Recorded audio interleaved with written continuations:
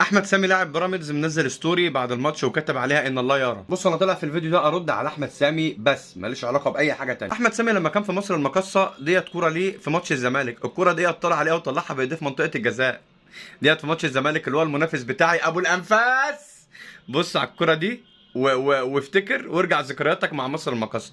دي كوره احمد سامي طلعها بايديه من ال 18 وما اتحسبتش. المشكله بقى ان احمد سامي بعدها قام وجري عادي وكانه لعبها براسه وجاي في ستوري يقول لك ان الله يرى، يعني ربنا هيشوف الكوره ديت ومش هيشوف الكوره دي. الحاجه الثانيه يا احمد يا سامي، انت نسيت ان انت لما جبت الجون الثاني اصلا رحت احتفلت قدام جماهير الاهلي، وانت عارف ان القاعده الاولى في اي نادي في العالم ان انت اوعى تستفز جماهير الاهلي، لان لما بتستفز جماهير الاهلي لعيبه الاهلي بيتحولوا، هتخسر. فده كان منظرك بعد ما جبت الجون بتاعك، وده كان منظرك بعد ما خسرت. شفت الفرق عامل ازاي؟ 180 درجه. احمد سامي لاعب كبير له كل التقدير وكل الاحترام، ولكن انا طالع اتكلم في النقطه دي. تاني حاجه بقى، انت بتتكلم عن نقطه التحكيم. يا عم انا مش هكلمك ان